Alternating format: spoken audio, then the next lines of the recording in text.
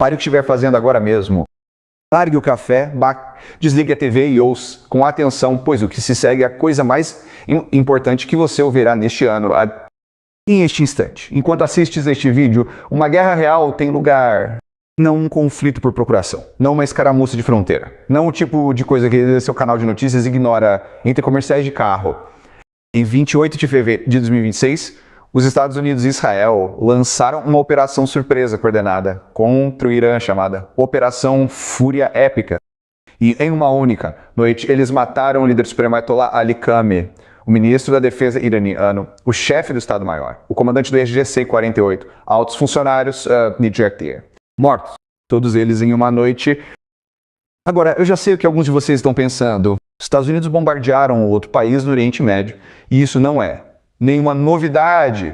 E você estaria certo de que não é novidade, mas desta vez é diferente, de uma forma que é genuína, categórica e perigosamente diferente de tudo que vimos em décadas.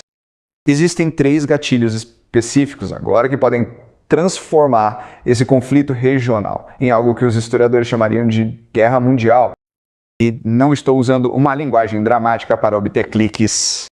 O ex-vice-comandante supremo, aliado da OTAN, Richard Sheriff, um homem que passou toda a sua carreira dizendo como as guerras se intensificam, que não consegue se lembrar de um momento mais político em sua vida. E ele chamou esse conflito de potencial catalisador final para uma terceira guerra mundial. Então, aqui está o que faremos. Analise todos os 3 gatilhos, um de cada vez, de forma clara e honesta. E, ao final deste vídeo, você entenderá essa situação melhor do que a maioria dos convidados da TV a cabo. Não porque eu seja especial, mas porque a maioria das TVs a cabo não quer que você entenda. Eles querem que você clique na próxima manchete. Vamos lá. Imagine a economia mundial como um corpo humano com sangue fluindo pelas veias, oxigênio chegando ao cérebro, nutrientes alimentando os órgãos, tudo permanecendo vivo e se movendo. Agora imagine uma única veia, apenas uma. E por essa única veia flui cerca de 20% de todo o suprimento mundial de petróleo todos os dias. Passam 20 milhões de petróleo por um canal de água com apenas 34 km em seu ponto mais estreito. Essa faixa de água é o Estreito de Hormuz. E agora ele está fechado. Quando as pessoas ouvem a palavra fechado, imaginam a porta se fechando, o que é uma imagem administrável. Mas a realidade está mais próxima de uma torneira sendo aplicada em uma artéria, enquanto o paciente ainda está tentando correr uma maratona. A China extrai 40% do seu petróleo através do estreito, a Índia extrai 60%, e o Japão extrai 75% de todo o seu suprimento de petróleo através dessas 34 quilômetros. O primeiro-ministro japonês declarou publicamente que se o estreito permanecer fechado, o Japão esgotará seu suprimento de petróleo em 8 a 9 meses e toda a economia japonesa entrará em colapso junto com ele. Esse cálculo não veio de um think tank ou de um especialista, veio do chefe de governo da terceira maior economia do mundo, dizendo isso em voz alta e oficialmente. Antes do início desta guerra, o petróleo Brent estava em torno de $67 o barril, e então o Irã declarou o estreito oficialmente fechado, e tudo aconteceu rápido. Em 8 de março, menos de 2 semanas após o início do conflito, o petróleo bruto ultrapassou o $100 o barril pela primeira vez em 4 anos, e em 12 de março atingiu o pico de $126 o barril, representando a maior interrupção no fornecimento de energia desde a crise energética dos anos 1970. Goldman Sachs elevou sua previsão de inflação do ZEUA para 2026, cortou sua projeção de crescimento do PIB e elevou a chance de recessão em 5 pontos percentuais para 25%. A Oxford Economics modelou um cenário em que o petróleo tem uma média de $140 por 2 meses e $18 barril por 2 meses. O Japão entrariam em contração econômica enquanto a economia do ZEUA estagnaria completamente em Queanari. Para quem está assistindo de dentro dos Estados Unidos, isso não é abstrato. Os preços da gasolina subiram mais de 65 centavos por galão desde o início do conflito. Discreto e querosene pararam cerca de 25%. Pois é, em Nova Orleans, o preço dos fertilizantes saltou de $475 para $680 por tonelada métrica. Os preços dos alimentos acompanham essa alta. Tudo que você compra no supermercado está conectado ao preço do petróleo. E esse preço agora está em um nível que os economistas usam palavras como contração e recessão para descrever. Agora é aqui que a matemática fica genuinamente alarmante. A Agência Internacional de Energia liberou 400 milhões de barris de petróleo de reservas estratégicas para tentar compensar a interrupção, um número enorme. Até meados de fevereiro de 2026, a reserva estratégica de petróleo do ZE continha 415 milhões de barris, taxas normais de fluxo no Hormuz. Essas reservas cobrem cerca de 20 dias de movimento típico de petróleo pelo estreito. 20 dias para tapar um buraco que ninguém sabe como fechar. As principais empresas de transporte marítimo, Hapag-Lloyd e MSGM, suspenderam totalmente o trânsito pelo estreito. O tráfego de petroleiros caiu 70% e até 11 de março o Irã havia realizado 21 ataques já confirmados a navios mercantes, enquanto 150 petroleiros estavam ancorados fora da hidrovia. Para ver o que aconteceria em seguida. O analista de energia Robert McNally viu isso da forma mais clara possível, quando disse que erisse o mercado, fechar por uma das premissas mais importantes sobre o funcionamento da economia global, entrará em colapso. Leia com atenção. Não é uma premissa sobre os preços do petróleo, nem sobre os mercados de energia, mas uma premissa sobre o funcionamento da economia global. A lógica operacional fundamental que sustenta o comércio internacional desde o fim da Segunda Guerra Mundial. E é aqui que o estreito deixa de ser um problema de petróleo e se torna um problema de guerra mundial. O Japão não consegue absorver isso, a Coreia do Sul não consegue absorver isso, a China, que depende do estreito para 40% de seu suprimento de energia, não consegue absorver isso. A Europa, já estressada energeticamente devido ao conflito entre Rússia e Ucrânia e incapaz de comprar energia russa, não consegue absorver isso. Em 16 de março, o presidente Trump exigiu que a OTAN, a China, o Japão, a Coreia do Sul, o Reino Unido e a França enviassem navios de guerra para policiar o estreito, alertando que seria muito ruim para o futuro da OTAN se eles se recusassem a... E então, em 17 de março, apenas um dia depois, ele renunciou publicamente aos aliados da OTAN, já Coreia do Sul e Austrália, por não apoiarem os ataques americanos contra o Irã, alegando que os Estados Unidos não dependem da ajuda de ninguém. O Estreito de Hormuz não é apenas forçando a economia global a entrar em crise. Ele está forçando todas as grandes potências do mundo a escolher um lado. E quando as grandes potências escolhem um lado, o conflito deixa de ser regional. Esse é o gatilho 1. Gatilho 2, porém, é pouco conhecido pela maioria das pessoas e pode ser o perigo mais imediato de todos. A maioria das pessoas conhece a OTAN como uma aliança militar. E essa descrição é precisa, mas incompleta, porque o que torna a OTAN diferente de todos os outros arranjos militares desde a história é uma única promessa escrita no artigo 5 de sua carta. Um ataque a um membro é um ataque a todos os membros. Ataque uns e você atingiu todos os 32. Essa promessa é toda a fonte de poder da OTAN. Não seus tanques, nem seus porta-aviões, mas a credibilidade dessa garantia nas mentes de aliados e adversários cianos. A Turquia aderiu à OTAN em 1952 e continua sendo o único país membro da OTAN localizado no Oriente Médio. Em 4 de março de 2026, quinto dia desta guerra, um míssil balístico iraniano foi interceptado sobre o espaço aéreo turco, perto da área da base de Incirlik, com destroços caindo na província de Hatay. 5 dias depois, em 9 de março, a OTAN confirmou a interceptação de um segundo míssil balístico iraniano sobre o espaço aéreo turco. Este caiu perto de Gaziantep. Em 16 de março, a Turquia relatou que as defesas da OTAN haviam interceptado 3 mísseis iranianos no total que se dirigiam para seu território. 3 mísseis balísticos iranianos sobre o território da OTAN durante uma guerra ativa. A resposta oficial do Irã classificou os incidentes como uma anomalia técnica, um desvio de curso acidental. O ministro das Relações Exteriores da Turquia chamou as violações de inaceitáveis em uma conversa direta com seu homólogo iraniano, IMO, e o secretário-geral da OTAN, Mark Rutte, afirmou que a aliança continua comprometida em defender a Turquia.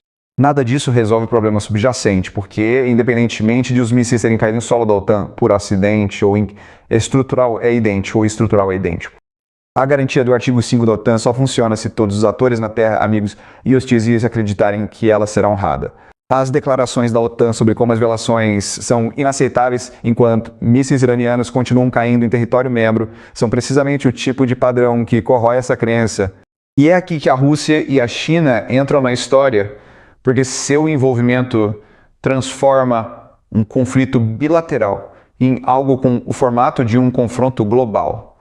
3 altos funcionários dos EUA disseram ao Washington Post que a Rússia estava fornecendo ao Irã inteligência em tempo real durante o conflito, incluindo localizações precisas de navios de guerra e aeronaves dos EUA operando no Oriente Médio. Putin negou isso diretamente a Trump durante um telefonema, e os 3 altos funcionários confirmaram mesmo assim. Enquanto isso, a China forneceu ao Irã o sistema de radar anti-estalo ELCC-8B ruins em LCE, um sistema de banda UHF construído especificamente para reduzir a eficácia dos revestimentos absorventes de AR de aeronaves stealth dos EUA, como o B-21 Raider e o F-5. O Irã também está supostamente se aproximando de um acordo para adquirir 50 mísseis supersônicos antinavio CM-3 Mach 3, projetados em velocidades Mach 3, projetados especificamente para ameaçar porta-aviões. Então, o que o mapa realmente mostra é isto.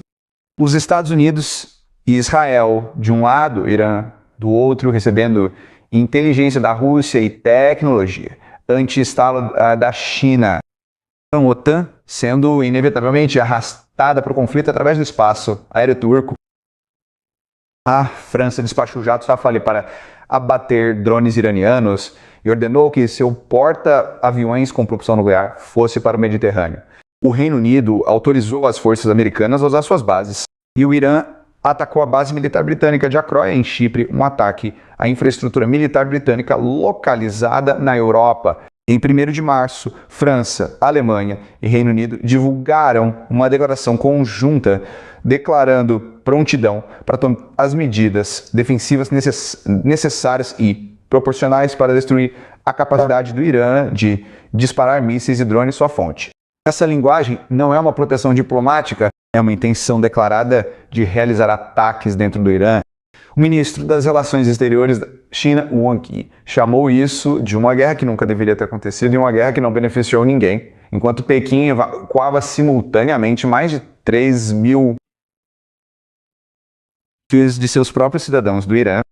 O ministro das Relações Exteriores da Rússia descreveu a operação original dos EUA como um ato menos planejado e não provocado de agressão armada contra um membro soberano independente da ONU.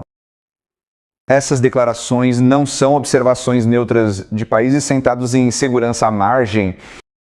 Elas são a linguagem diplomática que historicamente precede a escalada. É o tipo de linguagem que os governos usam quando estão se posicionando para o que vem a seguir. Agora, uma pessoa razoável assistindo a isso pode dizer que a Rússia e a China não em um confronto militar direto com os Estados Unidos, porque o confronto direto usa risco nuclear, e ninguém fará isso. E essa pessoa razoável pode muito bem estar certa. Mas a questão sobre como as grandes guerras realmente começam, o que os historiadores continuam nos dizendo sobre a Primeira e a Segunda Guerra Mundial, é que os líderes que as desencadearam quase nunca tiveram a intenção de desencadear, menos lá, fizeram movimentos calculados que pareciam racionais, isoladamente. Então algo inesperado aconteceu. Um erro de cálculo, um acidente, um míssil que caiu em um lugar que não deveria, e de repente as peças de dominó já estavam caindo antes que alguém pudesse alcançar menos las. Mísseis iranianos já caíram em território da OTAN. A base militar britânica já foi atingida. Autoridades do governo do EUA já confirmaram que a Rússia forneceu inteligência em tempo real sobre as posições dos navios de guerra americanos para uma nação que atacava ativamente as forças americanas.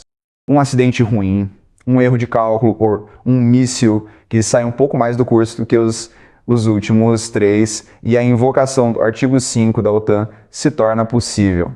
E se o artigo 5 for invocado, todas as 32 nações membros da OTAN entram em guerra. Esse é o gatilho 2. Mas o gatilho 3 é o que faz com que os outros 2 pareçam problemas administráveis em comparação. Por cerca de 2 décadas, um fator acima de todos os outros impediu o Irã de cruzar o limiar nuclear. Não sanções internacionais, não inspeções da AIEA, não negociações diplomáticas, mas um decreto religioso. Um fato emitido pelo Ayatollah Khamenei, declarando armas nucleares proibidas pela lei islâmica e proibidas de serem descartadas por uma questão de fé. Na tradição xiita, a autoridade religiosa do líder supremo tem um peso extraordinário. E essa fato foi mantida durante todas as crises, todas as escaladas, todas as rodadas de pressão máxima. O Irã enriqueceu urânio, sim, e desenvolveu a capacidade, sim, mas a linha final permaneceu ininterrupta. Khamenei está morto agora. A Fatwa morreu com ele em 28 de fevereiro. Aqui é onde o quadro nuclear realmente se encontra. Antes dos ataques israelenses e americanos de junho de 2025, às instalações iranianas, o Irã possuía aproximadamente 440 kg de urânio enriquecido a 60%. Se 60% de enriquecimento não é de uso bélico, então 90% de aptidão para armas. Mas a Associação de Controle de Armas calcula que esses 440 kg se enriquecem ainda mais, produziriam material suficiente para aproximadamente 9 a 10 armas nucleares. 9 a 10. E o Instituto de Ciência e Segurança Internacional estima que o Irã poderia produzir seus primeiros 25 kg de urânio de grau militar nas instalações da Ford em apenas 2 a 3 dias, com a conversão total de todo o estoque de 100% possível em 3 semanas. 3 semanas da decisão material. Atentados de junho de 2025 atingiram instalações iranianas. Mas depois que o conflito começou, o diretor-geral da AI, Rafael Ghessei, confirmou em 9 de março que de 200 kg de urânio enriquecido a 60% sobreviveram aos ataques e permanecem no subsolo em Isfahan. E o subsolo significa enterrado, protegido e fora do alcance da campanha de bombardeio que deveria neutralizar menos logo. Além disso, o Irã recusou o acesso de inspetores da AIEA às suas instalações nucleares a partir de junho de 2025, o que significa que a comunidade internacional não pode verificar se o enriquecimento continuou, não pode confirmar o tamanho real do estoque atual e está efetivamente operando às cegas na questão mais importante do conflito. No final de 2024, reportagens do New York Times e do Bulletin of Atomic Scientists revelaram que a inteligência do ZOI de Israel havia detectado uma equipe secreta de engenheiros de armas iranianos explorando a construção de um dispositivo de fissão rudimentar do tipo arma. O projeto do tipo arma é tão simples mecanicamente que não requer uma detonação de teste para verificar a funcionalidade e, de acordo com essas fontes, ele poderia ser produzido em apenas 6 meses. Um relatório separado do Instituto dos Políticos Internacionais, citando fontes Intran, descreveu Khamenei autorizando o desenvolvimento de ogivas nucleares miniaturizadas para mísseis balísticos em outubro de 2025, antes mesmo do início da guerra atual. Para ser justo sobre o que realmente sabemos, o diretor-geral da Aisha-Sky declarou em 2 de março que a agência não via um programa estruturado para fabricar armas nucleares. Aisha-Sky. E quando a CNN perguntou diretamente a ele se o Irã estava dias ou semanas de ter uma bomba, sua resposta foi não. O material existe, conhecimento existe, e a equipe supostamente existe. Mas se esses elementos foram reunidos em um programa de armas ativo, ainda não foi confirmado. O que mudou é o ambiente em torno desses elementos. E o líder supremo que emitiu a proibição religiosa contra armas nucleares foi morto por ataques do ZOI de Israel. O novo líder supremo, Moab Khan-Bey, filho do homem que foi assassinado, jurou bloqueando o Estreito de Hormuz e declarar guerra total. O enviado especial do ZIR, Steve Witkoff, teria declarado que o Irã se gabou abertamente durante as negociações pré-menos guerra de ter urânio enriquecido o suficiente para 11 armas. 11. E essas negociações que autoridades descreveram como um progresso significativo em 27 de fevereiro, apenas um dia antes do início dos ataques, foram abandonados quando a Operação Epic Free foi lançada de qualquer maneira, enquanto ainda estava tecnicamente ativa. Ao programa CBS, em 15 de março, o chanceler iraniano anunciou que o país estava disponível para diluir o urânio enriquecido como parte de um acordo com a oferta como grande concessão. Os EUA teriam considerado os termos propostos pelo Irã em torno do enriquecimento pós-acordo politicamente inaceitáveis e a guerra continuou.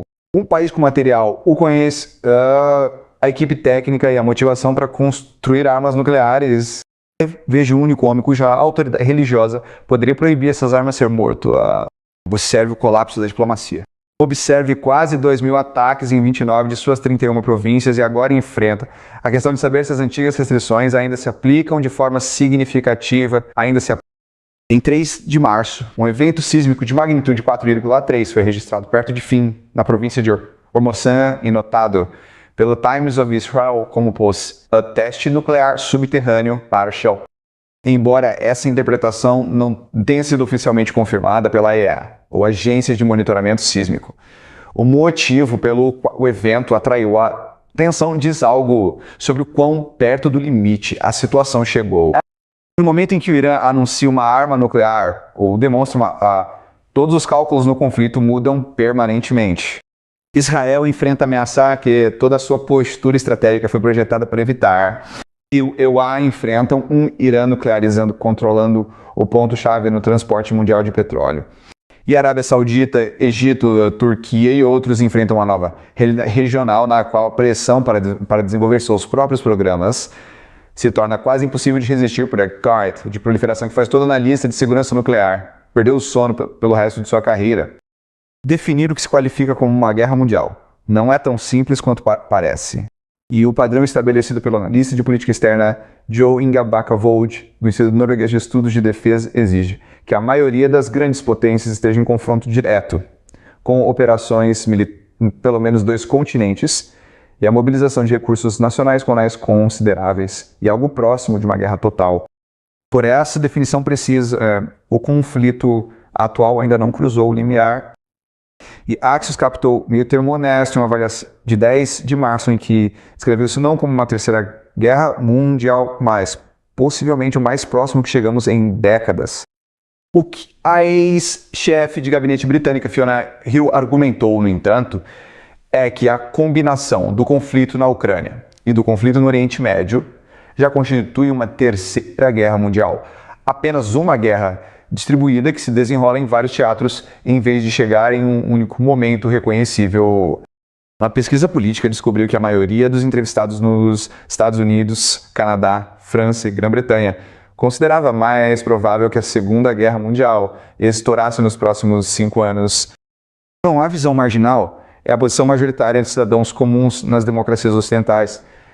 O espectador enquadrou a situação como uma disputa extra entre os Unidos e um frouxo eixo sírio-iraniano. E a estrutura dessa disputa é precisamente o que os 3 gatilhos descritos aqui estão puxando para frente. A guerra, como está hoje, produziu quase 2.000 ataques americanos distintos em 29 das 31 províncias do Irã, 7 mortes, de militares dos EUA. Até 11 de março, mais de 2.300 mortos em todo o Oriente Médio, 65 escolas e 30 do Irã, de acordo com a Sociedade do Crescente Vermelho Iraniano e a invasão terrestre israelense do sul do Líbano, lançada em 17 de março. Os ataques israelenses ao campo de gás natural de South Pars, no Irã, o maior do país, realizados em 18 de maior do país, com coordenação dos EUA. Ataques de drones iranianos interromperam o aeroporto internacional de Dubai, um dos centros de trânsito mais movimentados do mundo. Ataques iranianos às instalações de GNL do Qatar em Ras Lafaim, AZ, ameaçaram o fornecimento de gás natural, que fornece de 12% a 14% da energia da Europa.